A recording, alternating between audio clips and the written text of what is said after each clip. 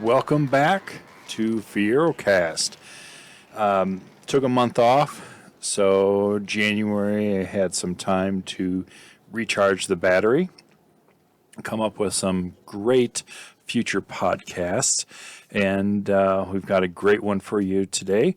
We're chatting with Fred Bartemeyer and his collection and his history of the Pontiac Fiero. So I'd like to open up this segment of FieroCast with a Fiero fact. My question: what was the most manufactured and least manufactured Fiero between 84 and 88? Give you a hint. They were both in 84. The 84 Fiero SE, they produced and manufactured 65,671. And then the least manufactured Fiero was the 84 Indy Pace car, where they only manufactured 2,000, but we found out that it's actually 2001. So, all right, there's your little Fiero fact for this FieroCast. So I'd like to welcome everybody and introduce Fred Bartemeyer as today's FieroCast guest. Where you can find our podcasts, which I hope you have already found because you're listening to, FieroFocus.com, YouTube, and our Facebook page. You can find all this, again, at FieroFocus.com through Fiero Focus Magazine, and, again, our two Facebook pages at N.I.F.E Club and at Fiorama. Thank you to our sponsors for this episode. We've got thank you to the Fiero Store.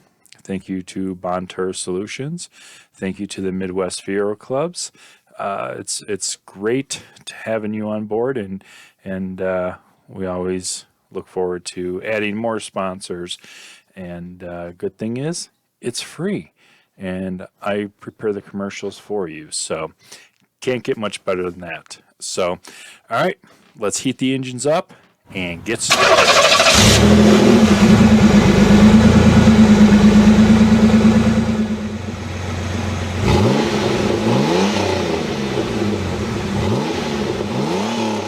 All right, we are back with our next episode of FieroCast, and we have been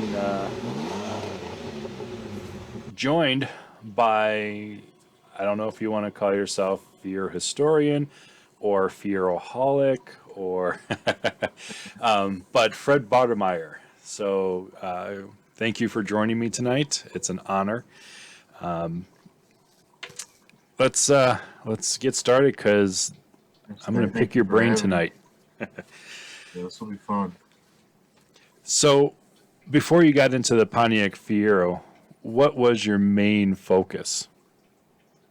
My life has been nothing but cars since I was born. So cars, no motorcycles, no boats, no airplanes, always cars. Awesome. From my earliest memories, had Hot Wheels. Always built model cars. Always Very cool. around Dad with the real cars. He ran his restoration shop, right behind the house where we lived, and there was always car activity. There's always car people around.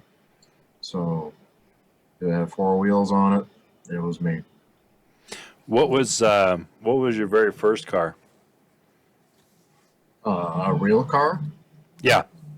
My first car was a go-kart. I was 6. One of our family members out on the farm won a go-kart in the 50s, and they were going to pitch it.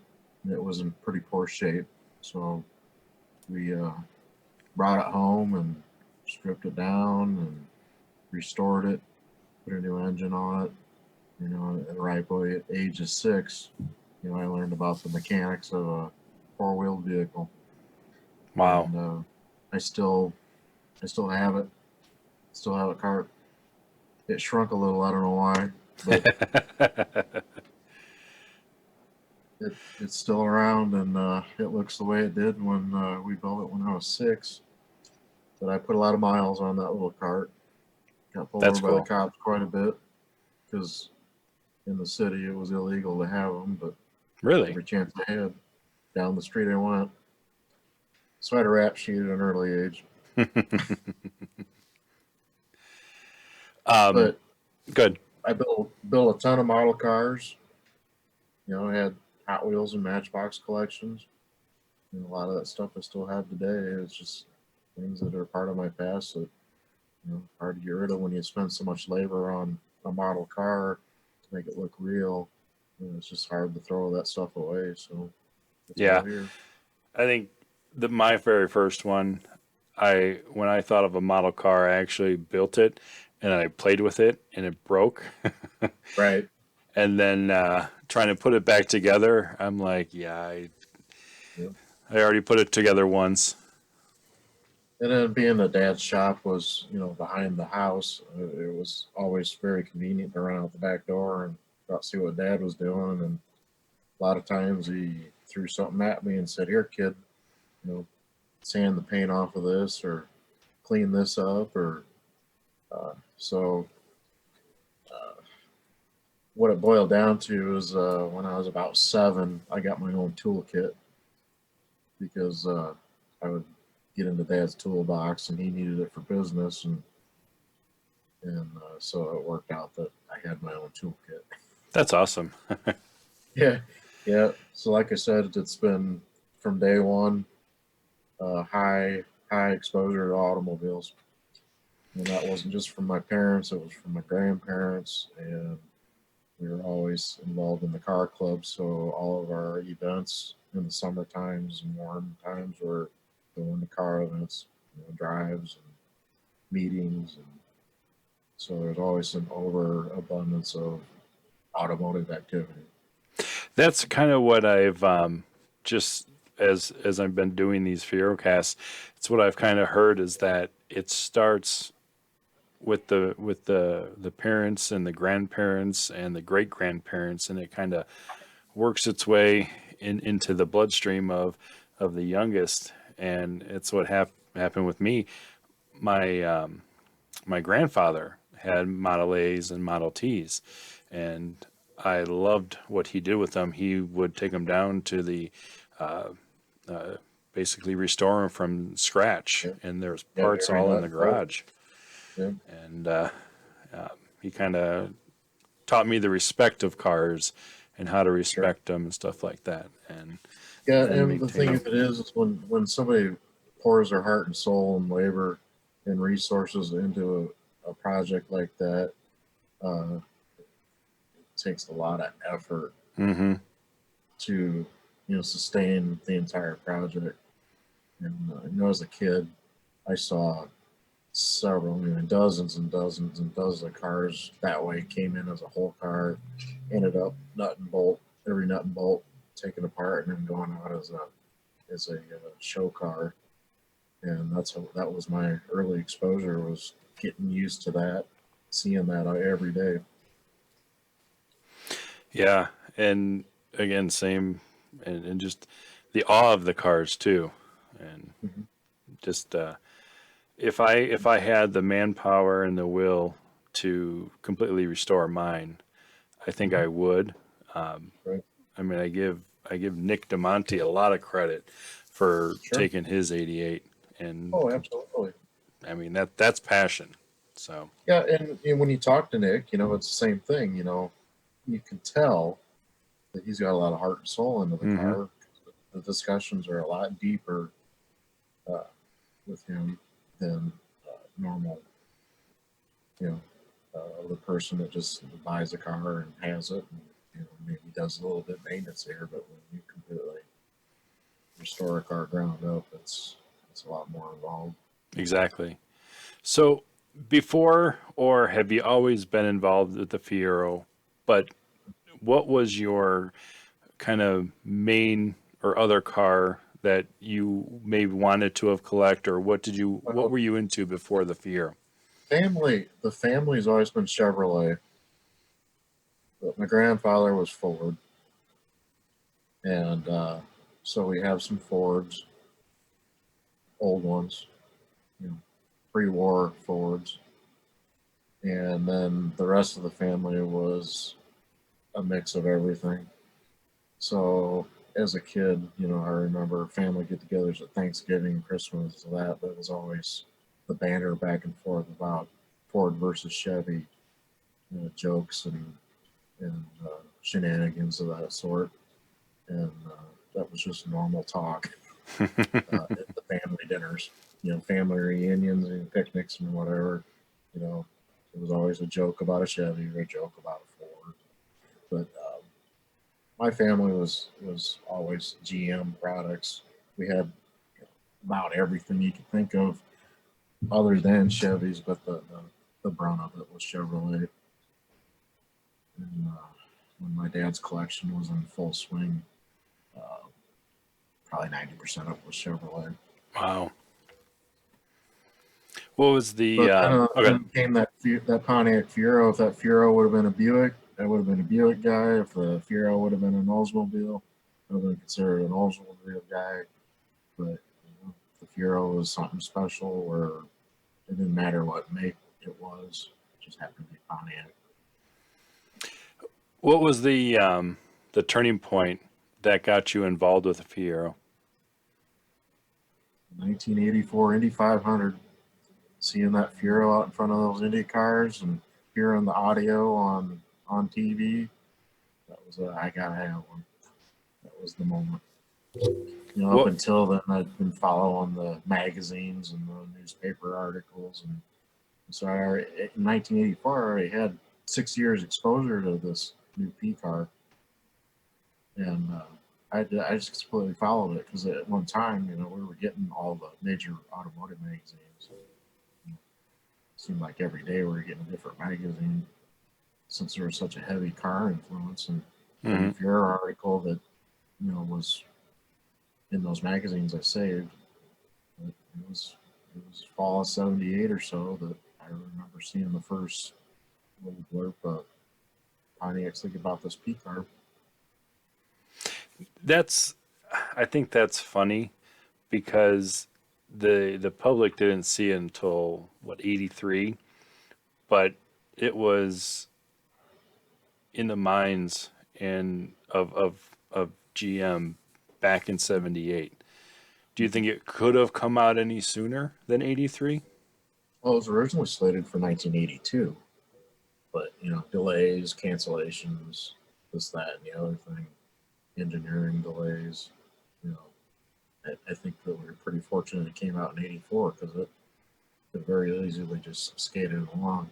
Mhm. But a little bit of backstory with me on the Fiero is being that I've been exposed to so many cars over the years, and all kinds. We used to go to Chicago Auto Show every year, and one of the cars I fell in love with was the Lamborghini Countach. I mean, that car sucks on wheels, and to hear one run, it's just phenomenal. And that's a dream. Back in the late '70s, early '80s, a Countach was $100,000 car, Yeah. and a guy like me ain't gonna afford that. Ain't no way. I had all the posters. I followed all the magazine articles. Just the same. And I always thought that that would be the ultimate you know ride to have. Hmm. But who can afford that? So when Pontiac decided they're going to make a mid-engine two-seat sports car, perfect fit. Bam, easy decision. Hmm. Do you remember what your very first Fiero was? Oh yeah, oh definitely. Yeah, 1985 Fiero GT. Drove it to my high school graduation, brand new. You still got it? Like, not that one Uh, though. We went to the '86 Chicago Auto Show in February. There's that fastback sitting up on there, which later turned out to be a N.I.F. numbers car, Marty Carklin's, if you remember him. That was yeah. the Yep. exact car. even though he converted to a V8 and all that, but it was an exact car. It was sitting up on that turntable. Wow. After I seen that, it's like Monday morning, I was at the Pontiac dealer ordering a '86 Fiero GT and traded in that '85 GT on. But it was quite the deal, you know, in the '80s, '84, '85. You know, that Fiero was got a lot of attention. Mm-hmm. All the gas station, people come over and look at it, and even then, people are like, "What is that?" That Pontiac. Pontiac don't make things like that. It's, there it is. And the body style, even to this day, grabs attention, and Mm-hmm. people still look at it as a sexy little car. Yep. Yep.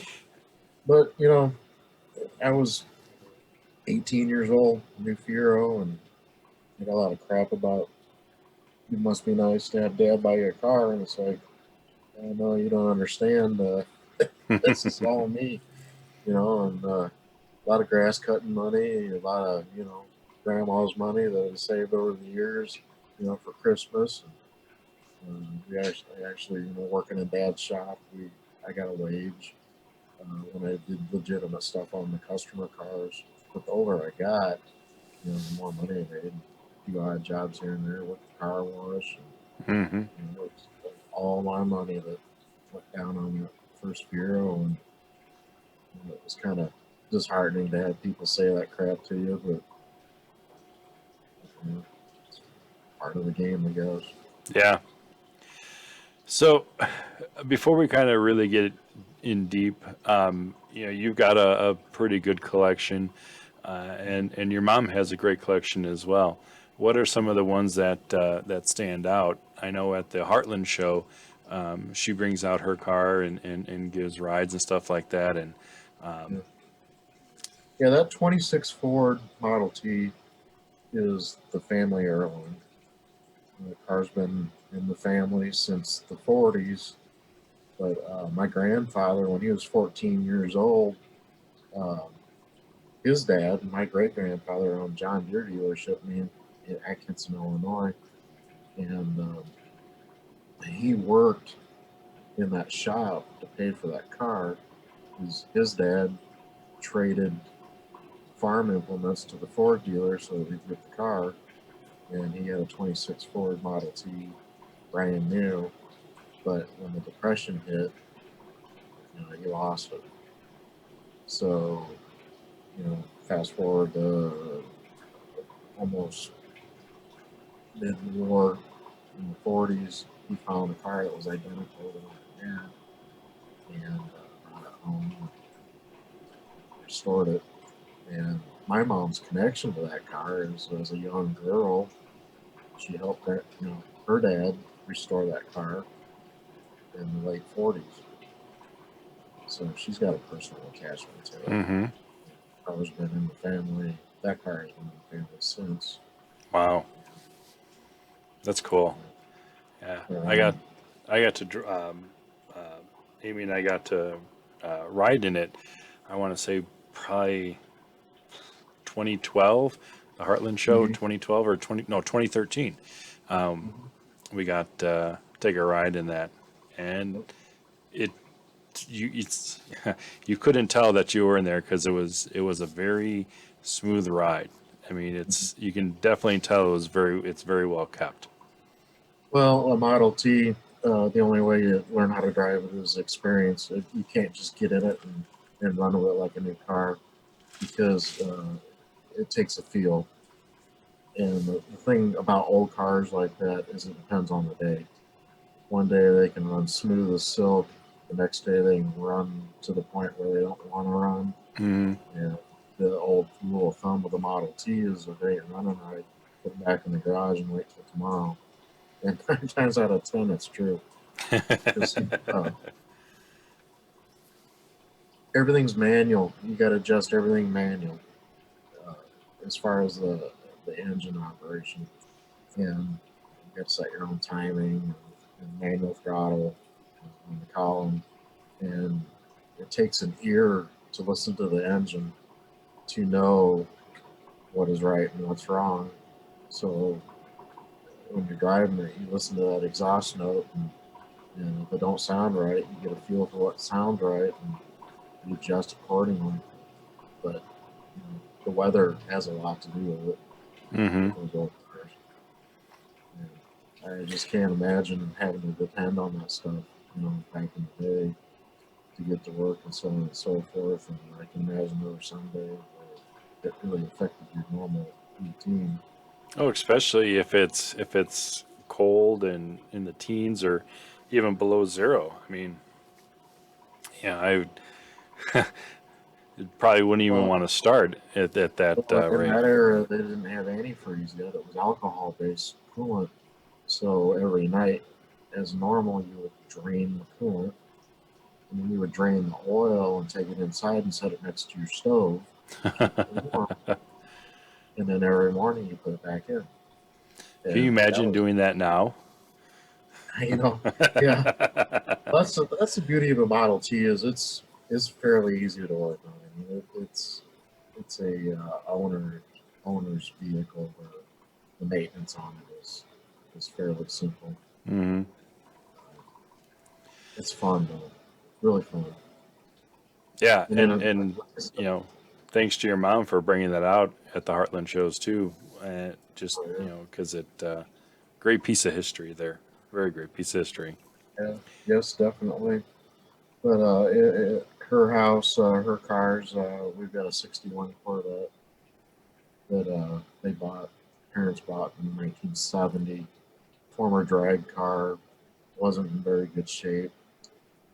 Fortunately, the original drivetrain was taken out of it and shoved in the corner of a garage. So when Dad found the car, the original drivetrain was with it. So that was the one of the first family uh, nut and bolt restoration projects.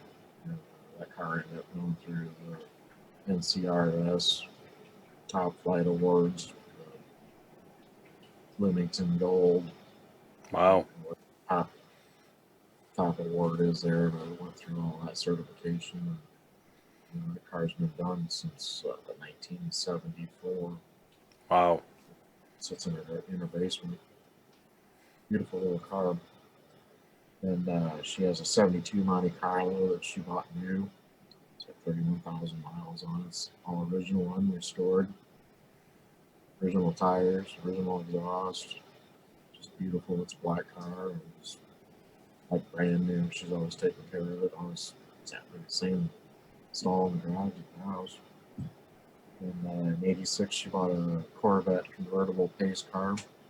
It's got about 7,200 miles on it. And her wow. crown is my grandfather ran a record service out of his building behind the house where they live. She still has this '36 GMC record. And Wow. it's a 2.5 ton chassis, tandem twin screw, and weighs 16,800 pounds. Wow. Weights, chains, and jacks on it. But the beauty of this machine is my grandfather built it himself.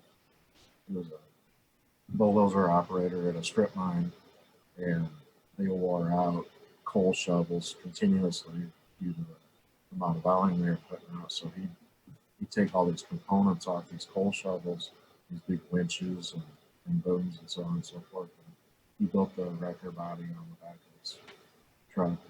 And it was heavy, heavy, heavy duty. Slow. Very cool. But it's all mechanical, no hydraulics. Hmm. But the truck's sat inside all of its life. It's original, unrestored, and beat snot. But it made a living for the family, a side living for the family, up until the time that Interstate 80 came through that area. And Interstate 80 kind of killed his business because the truck was slow and 40-mile-an-hour top speed.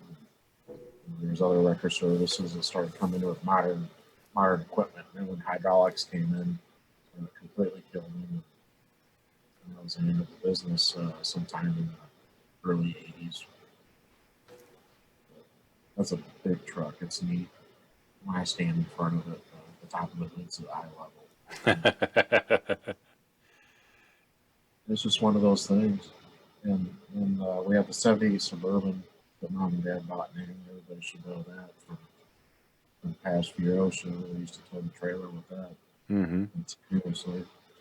Then Mom's daily driver is a '08 Trailblazer Super Sport, all-wheel drive, 400 horses. Wow. She uses it. She goes out and beats up the kids with her little Hondas and laughs about it. So that's Mom. But Mom's in the same boat I am. She was born into it, and her grandfather was hardcore Model T, you know, 50s era Fords, John Deere tractors, and she grew up in the same situation I did. Don't know any different. Yeah. Only to have that, and I've got a Fiero 1. Yeah, well, we didn't have any choice in the matter. I mean, it's just the way it was. Didn't know any different. Yep. Just the family lifestyle. And all of our family events were evolved around a car meet or convention, or Mom would make Dad take us to a non-car function or site or something one day of our trip. The rest of it was all car show, getting the car ready, being around car people. So between your collection and your mom's collection, how many cars would you say combined do you guys have? Yeah, I had to sit down and think about that question. I wrote it down. We're at 43 vehicles, motor vehicles, 2 closed trailers, 1 open trailer. So yes, that's total that's a with Mom and me. that's a I have 1. Well, the thing that the people need to understand is that it wasn't something we bought in the last couple of years. That's Yeah, it's over. 60 years. Yeah, exactly. Plus Exactly. 3 of them are Grandpa's. The 26 Ford T, and then the 36 GMC. He bought that truck 2 years old. And then I have my great grandfather's 29 Model A, double A ton and a half truck that he bought. So those 2 Fords and that GMC are my grandfather's that have been around longer. And Mom's been in existence, so Mm-hmm. that's how it all started. And, the So Chevrolets that Mom had, they bought that '61 Corvette they bought for $400. I was just going to ask if you would go back and kind of looked at some of the older ones in the collection, if you were to buy those new, like you said, like $400, and like nowadays it's like, sure, here's $400, but different world back then. I mean, $400 is like 40,000 for a car now. That was Dad's bread and butter. Is in the early '70s, he was buying muscle cars off the used car lots for 100, 200, $300. Nobody wanted them. Nobody cared.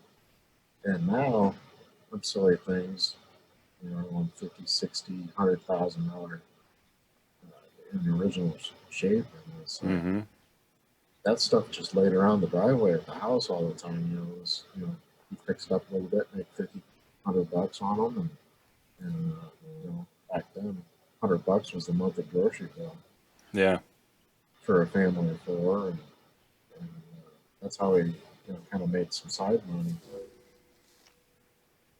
So, kind of got used to looking at muscle cars all the time.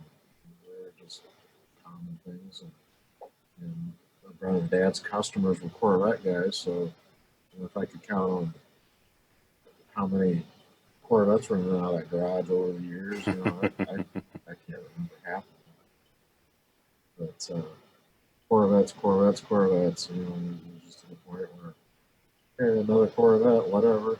Mm-hmm. So your other big, I call it a hobby because you do it yearly, is you attend the Indy 500. Oh, yeah. How many races have you officially been to? As a kid, a lot of the car conventions, go to the Indianapolis Motor Speedway, where you can run your collector car on the track. We went uh, probably 5 to 6 times over the years as a kid. So, I had that influence. And a couple of those times we were there, testing was going on. So we got to see Indy cars on track at speed. And then one time we were actually there for time trials. And, back in the 70s, time trials ran for weeks on end because they had more than 33 entries by far.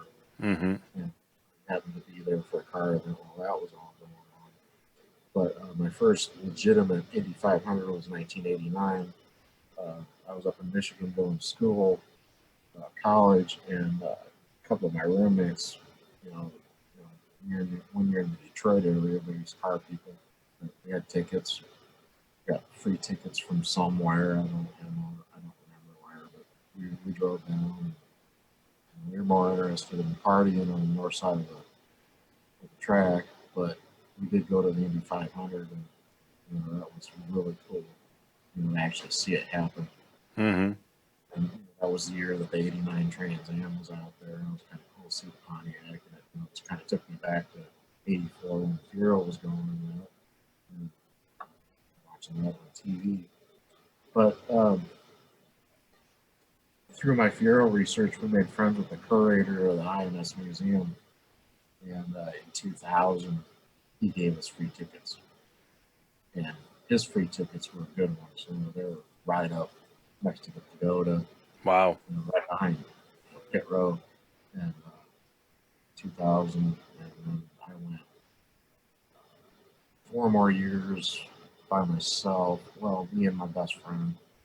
And then, 1 year we met Ron Treschel down there. But after 2004, I had to take Mom.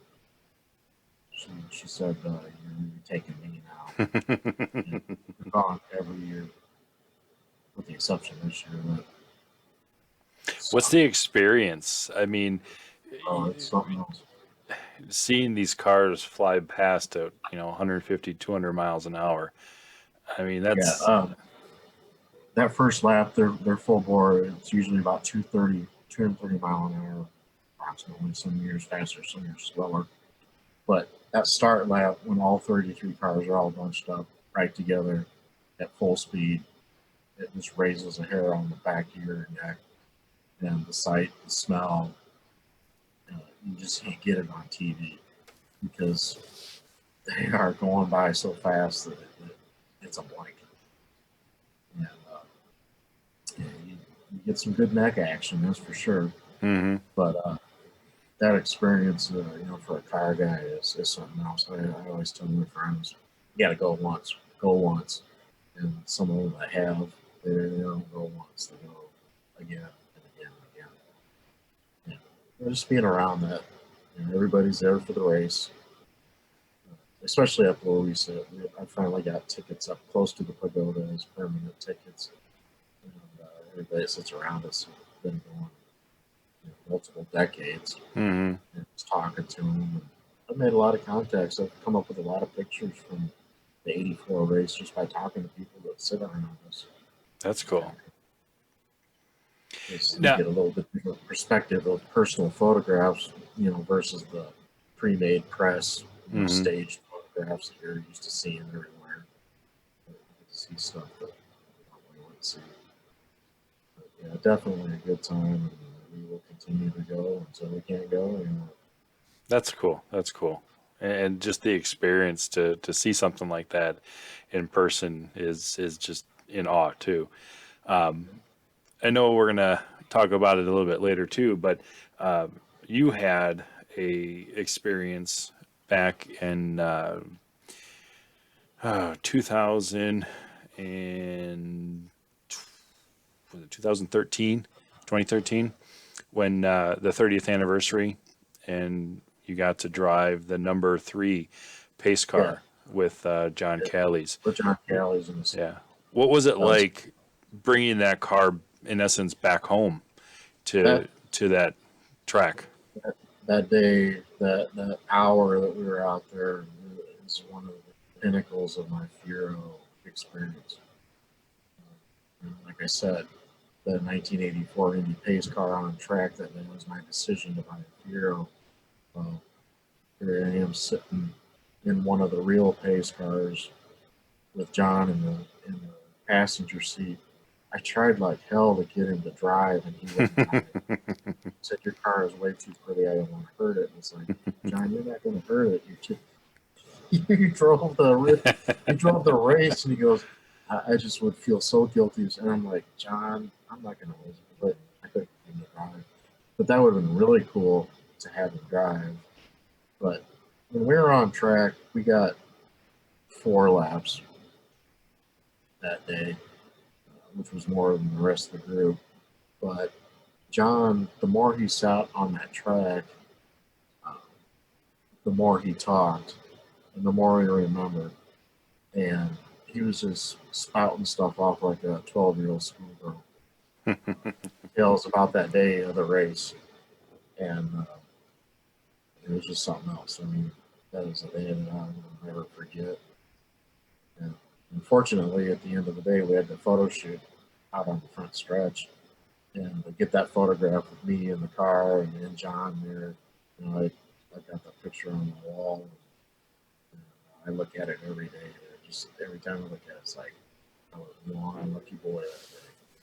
That's cool. Just to have that opportunity, let alone everything coming together like that. Mm-hmm. And then to add, there wasn't a cloud in the sky that day. Yeah, we were coming down to Indy that day, so we weren't able to go to that event. But for just everything that I've heard is that event was just mind blowing. So yeah, I have a lot of people thank me for that day, even when we were at the 35th, and it's like, man, you really did something good that day. And it's like, yeah, in my mind, you know, that was just another day. You know, so just an outstanding experience. One of the experiences of that day was we had to go way earlier to meet with the track officials and all that stuff to get things ready. But standing at the end of the parking lot, and all of a sudden, just waves after waves after waves of heroes start rolling in. And after about an hour, you know, that whole side lot was just jammed full of heroes. It wasn't like 160 or 165. I think there were more than that. I don't remember, but I think there were more than that. According to the revenues that we generated that day, Mm-hmm. that was way more than we expected.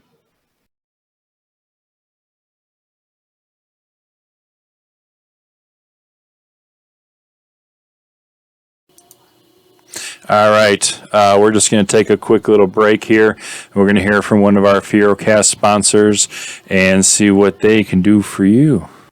We know how hard it is to find Fiero parts. We also know that as years go by, finding parts isn't going to get any easier. The big box stores will never make new Fiero parts because our community is just too small. This is why we need to support the companies that support us. For nearly 30 years, the Fiero store has sponsored our club events, provided free technical support, and produced well over 150 exclusive parts that no big box store would even consider. So, next time you need Fiero parts, head over to thefierostore.com and browse through thousands of products that are specifically designed for your Fiero. That's fierostore.com, the world's largest source of Fiero parts. Kind of looking at your collection, besides the first Fiero you purchased, from that purchase to current, how many of the cars would you say are street legal and not as a collector car? Oh, none of them. I don't have any right now that I would just beat down the highway. Up until 2006, I drove a Fiero every day. Between 2000 and 2006, I ran through probably 88 coupes. Oh, Just wow. ran them until the engine died. But you know, up until then, it was a daily thing. And then there was a short stint between 2011 and 2013.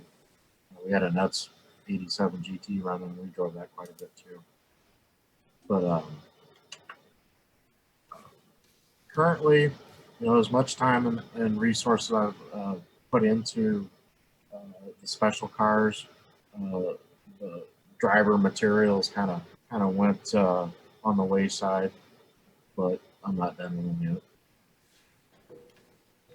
What would you say is your most prized Fiero in your collection?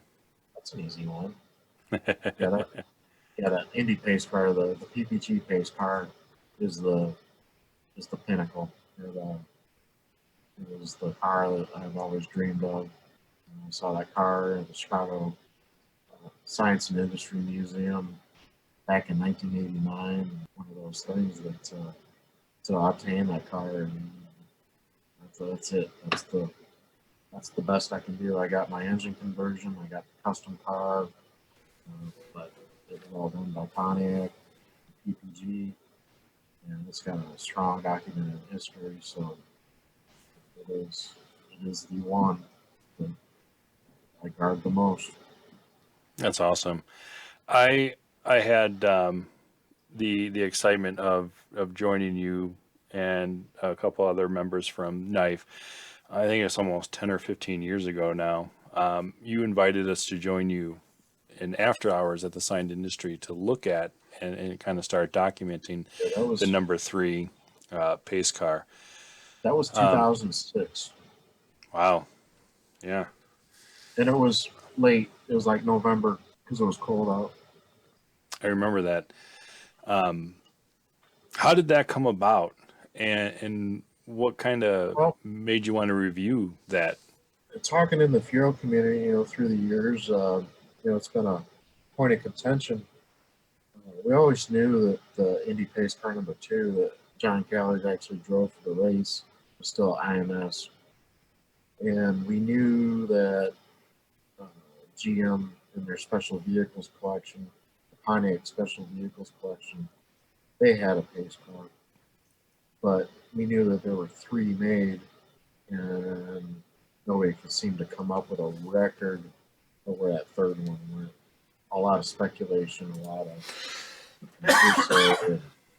of stories that, somebody's got it, so on and so forth. But we're doing some deep research, and in one of the magazine articles that John Callies had written for the 1984 Indy 500, that was for Auto Week magazine, one simple sentence said that one of the cars was committed to PPG, and that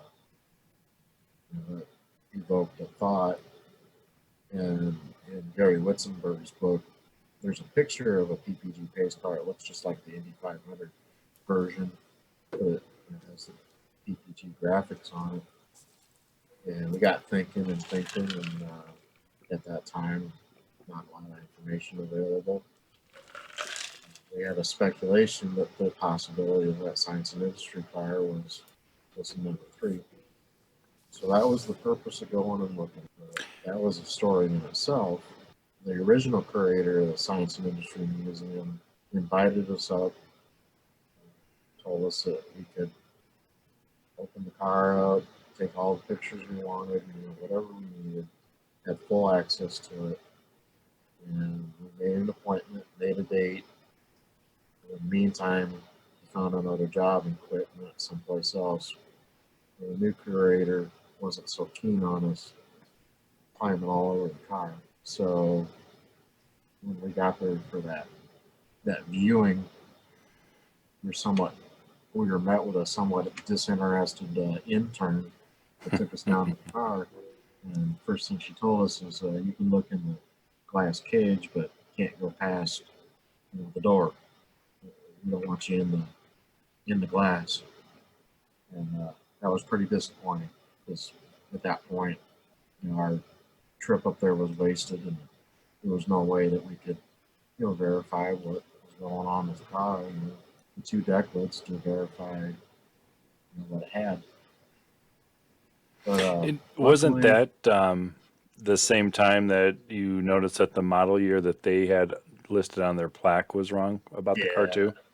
yeah, that sign was complete error, complete error, and we haven't figured out where that information came from. But they got it from somewhere where they made the lighted sign, and that's a mystery. But it was written by museum staff, so hard telling where it looks like they got some information across. But luckily, I had that sign. I'm looking at it right now. I look at it every day, and I still laugh, because it is a complete error. There's a couple facts on there that are right, but not necessarily. But when we did, get over the disappointment that we weren't going to be able to research the car well enough, one of the N.I.F.E members that came with us, he was a very well-versed people person, and luckily he got talking to this intern about other things and her interests, and next thing you know, they walked around the corner and disappeared. And immediately in the cage we went, or in the glass. And I climbed under the car with my camera, and we started flying pictures. We got the front deck lid open, and we had about 3 minutes of time where we got what we needed to prove that was the number 3 pace car. Yeah, I that was a fun time. I remember that too. I Just think I thank Paul up and down every day I see him. This is that. Get there. And it was intentional, and he did it on purpose. He knew. hmm But that was So a good trip. from that day, how long after did they put it up for auction then? It was October 2009. Um, you had your budget shortfall when Rod Blagojevich was your governor, and the museum had to come up with, if I remember correctly, it was like $3.5 million to finish that fiscal year, or they would have had to close the doors. The remedy to it was to sell asset, hmm and believe it or not, that Fiero was bottom feeder material compared to what they really sold. Some of the brass era cars that they sold were very, very high dollar cars. hmm But that was a reason for it. Keep the museum open. What were your thoughts on winning it? And then once you took ownership of the car, what did it take to get it running or even cleaned?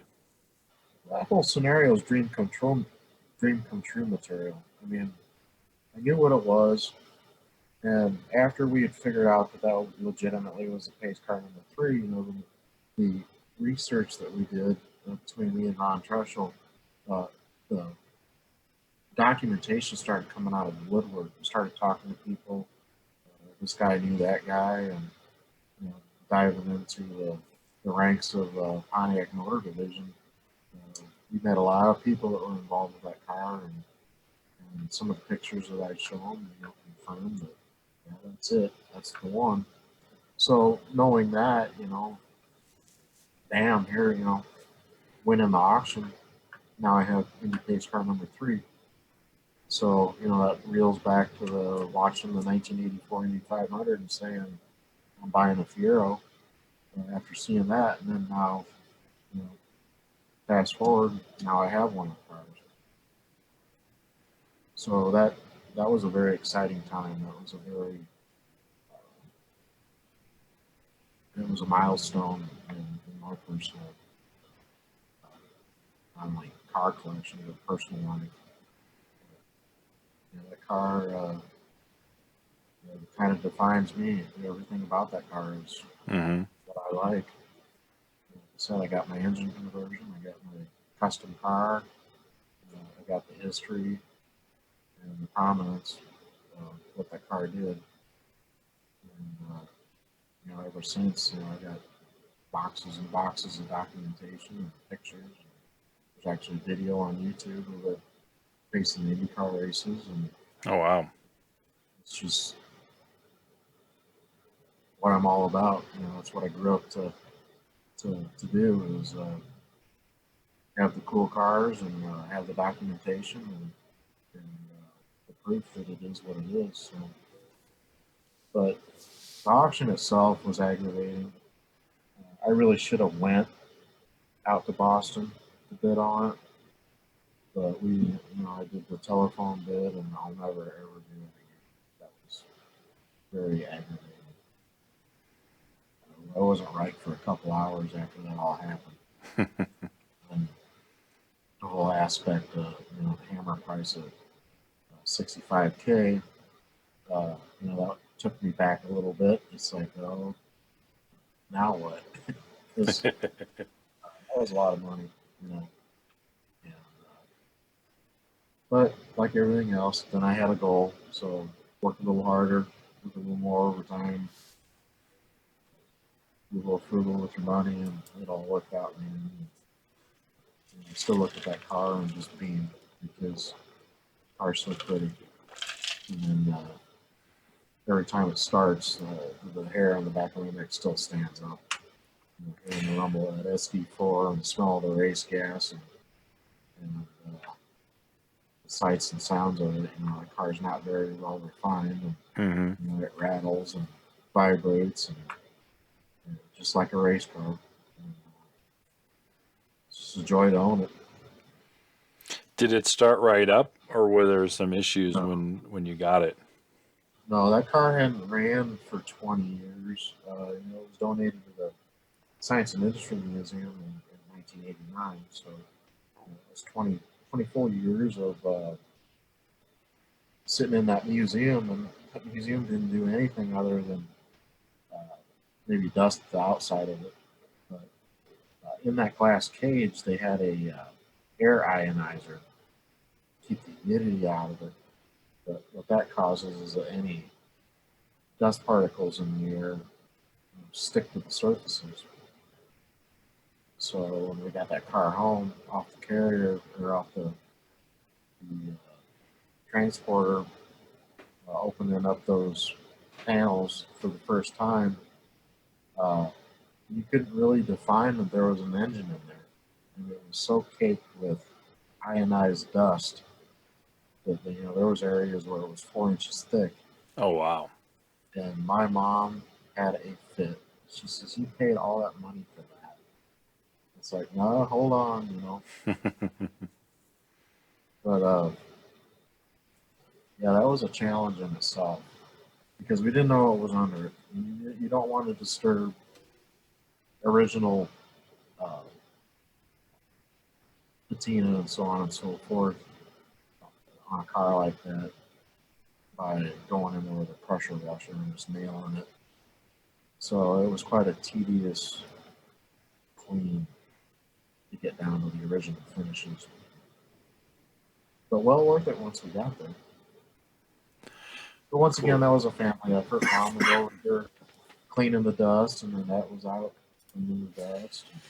Pretty much disassembled the whole car mechanically and inspected everything and put it back together and made sure everything was good before it ran.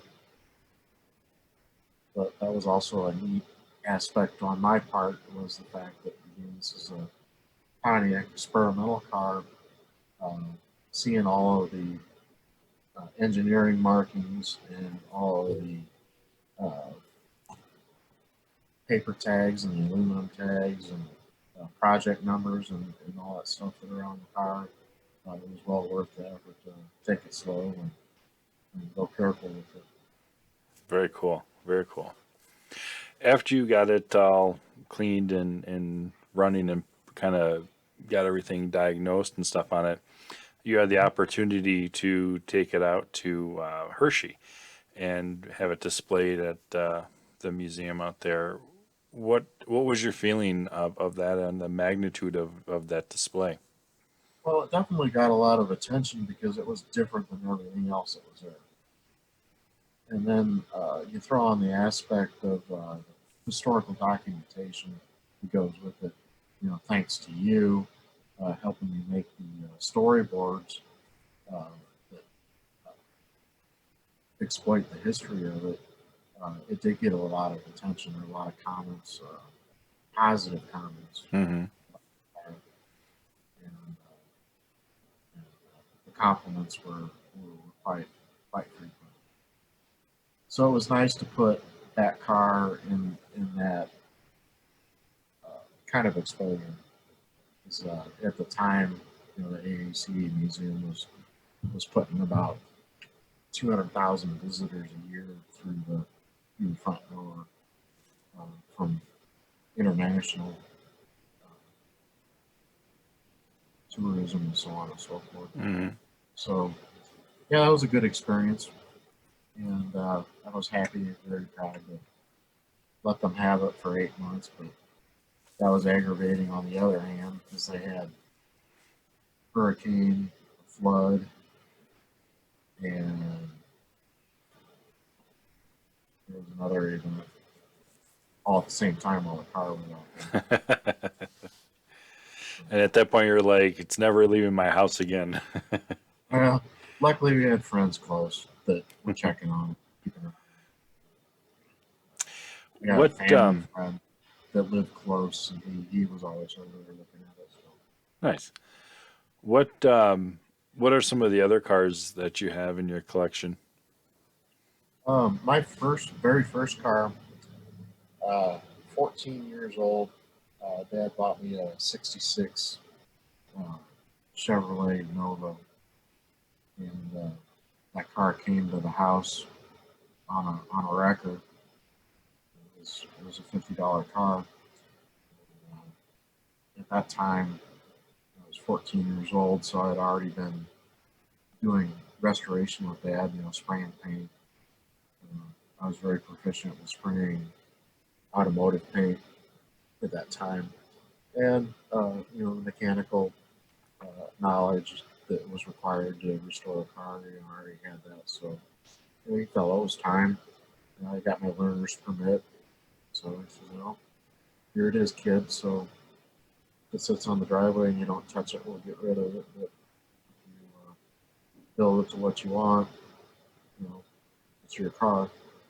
And considering the environment that I was in at the time, you know, we restored the car to show quality, and I didn't drive it much. But it's a beautiful little car, but it has a 6-cylinder in it. I got plenty of trouble with the 6-cylinder. I still have that car today, so that's 40 years of ownership this year, Wow. and I'll never get rid of that car. It's just been around so long, and I got so much, like I said even earlier, is the heart and soul that goes into that. Oh yeah. I bled a lot over that car. I cried a lot over that car. You know, I spent a lot of money on it, and it's just one of those things where you know, it's a product of my passion there, and the car will never go anywhere. But the reason I got a '66 Chevy 2 Nova is in 1972, Dad bought a '66 Chevy 2 with a V8 in it from the original owner, and the car had something in the area, 3,600 miles on it when we bought it. But, I have that car currently also, so I have the 266 Chevy 2s, and that car has 8,200 miles. Oh wow. It is all original and restored. Same scenario as mine. Mine car, all original exhaust, original tires. And, the car, I even hate to get it out because I'm afraid something's going to happen to it because it was literally brand new. Mm-hmm. I have a car that is 54 years old right now in brand new condition. These silly Fieros, every time I think about getting those cars out and, you know, taking them to some shows, you know, Fieros interfere. But they're safe and clean and dry, so Hmm. no harm done. Now, you also have a couple PPGs, pace cars, and the one you have an interesting story on. It was in an automotive class in Ohio. Yeah, actually, with the exception of the blue one that Ed York has, uh, all of the PPG pace cars went to vocational schools, Fieros. So five of them went to vocational schools, and the yellow one was the first prototype that I was able to buy, and that car was a Voltec vocational school in Adrian, Michigan. So the opportunity to buy that car, that was unique. It was the first time I had an opportunity to buy a prototype car, one of a kind. First time I was exposed to owning a car with a bill of sale, no VIN number, no capability of having a title, not being able to drive it on the street legally. So that car uh, is essentially intact, uh, as it was donated to the school, but it was neglected at the end of its lifespan. So fortunately, it's in poor condition. But the other one, the red turbo pace car, which is currently painted white, that was donated to vocational school in Cleveland, near Cleveland, Brecksville, Ohio. And that car was part of their auto body program, and they painted that car once or twice a year for the 20 years, and it was in their program. So that poor car's been disassembled and put together by students so many times that it's in extremely poor condition. It's going to be a challenge to restore that car, but it needs to be done. If I That remember car, right, you actually on the inner part of the one of the front fenders or back fender, you actually sanded the paint yeah, down, and there was you can just see the rainbow color effect. yeah, yeah, yeah. I counted 31 rings of paint. Count, it's like counting the rings on a log that you just cut with a chainsaw.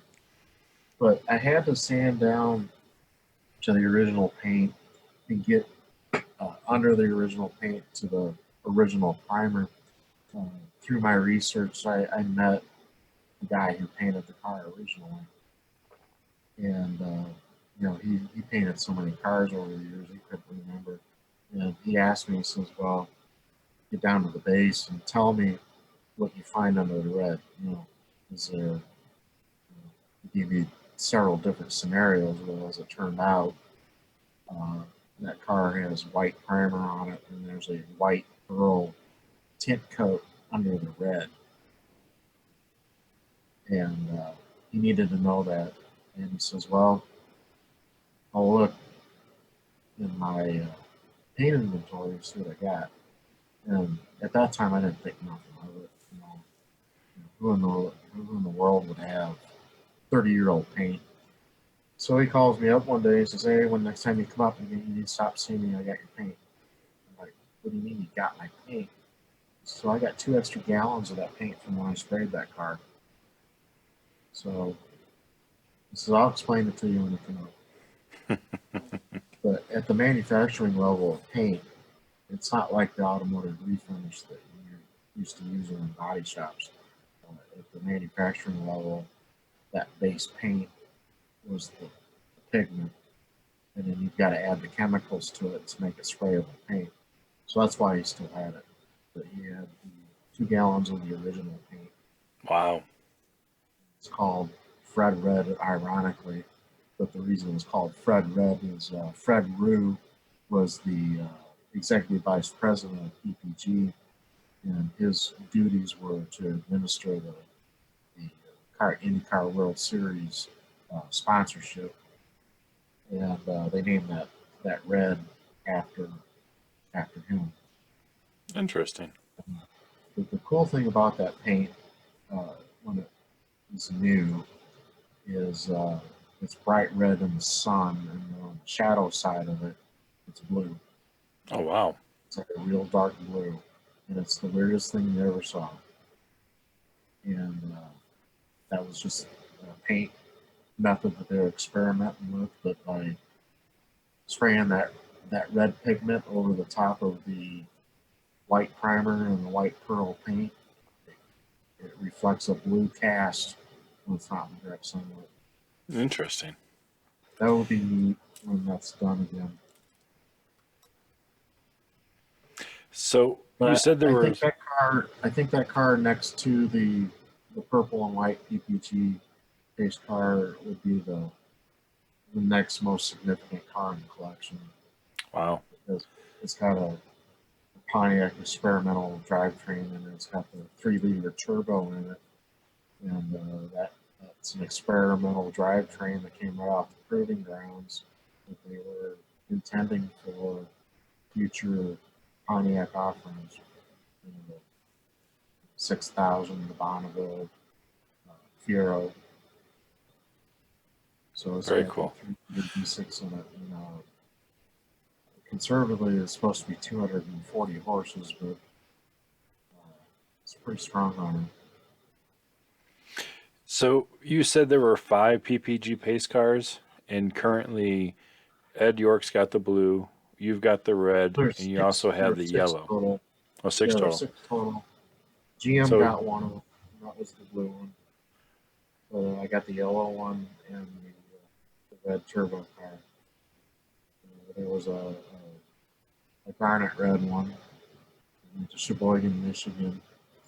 And that car was crushed. The white one went to Columbus, Ohio, and that car was crushed. Through my research, I confirmed that was crushed. The green one, the green metallic one, went to Walled Lake, Michigan. And I don't have confirmation that that one was crushed, but the programs, uh, the vocational programs were combined several times, and none of that asset was transferred. And the likelihood of it being in existence is slight, but there's always that light chance that somebody snagged it. mhm. But several years ago on N.I.F.E forum, somebody came on there that was a student for that vocational program. He had pictures of it in a gazillion pieces. And, Wow. like I said, the likelihood of that surviving that, it's kind of hard to fathom that it made it through it. But Well, who knows? maybe It we'll could get pop up lucky in one of somewhere. these days. Yeah, maybe we'll get lucky and it'll pop. Yeah. But right now, the indicators are saying maybe not, probably not. Who knows? Now, you also have a what we call the red, white, and blue that was at the Peterson Museum. Yep. What was the excitement on that one? Because I know that one, that That was really museum fun. is in a kind of like a parking garage. Last pictures that I've Well, seen. the Peterson Automotive Museum has their storage facility underneath the building. I think it's 4 stories, if I remember correctly, and that's where they store their stuff. And it's full of cars, and that car got donated to the Peterson Automotive Museum in '89, also, but they never displayed it. It's just Hmm. about to sit down there in that basement.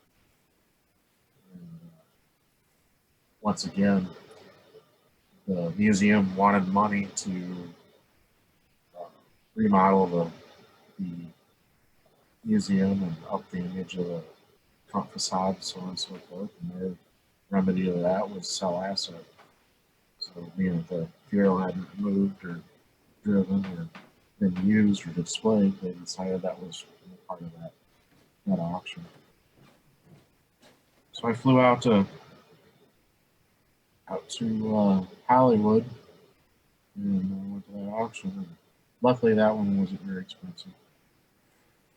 It was a kind of a pain-free purchase, but being there live for the auction made it all the difference. That, that car is a lot of fun. It's like a very easy car to drive. It's not heavy and bulky like the Greek pace car. And then they have 240 horses under the deck lid is definitely a lot of fun. And that car has all the attributes of an experimental Fiero. It's got the electric power steering, the electric brakes. It actually has an experimental heavy-duty Getrag 5-speed with a greasy torsion limited slip. So when you jump on it, you got two wheels gripping instead of one. Very comfortable car to drive. I'd like to take it on the street more often, but unfortunately, that's a no VIN number car too. Mm-hmm.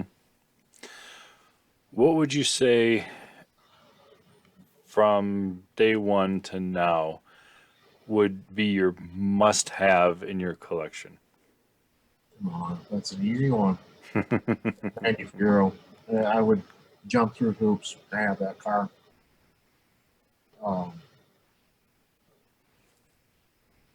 Nobody knew about that car or knew about that program, but in the early 90s, at one of the Folk Nationals, they had in Pontiac, we had the banquet at the Pontiac Silverdome, and John Chanella himself came as a guest speaker, and he pretty much said, hey, I'm going to treat you guys to something you don't know.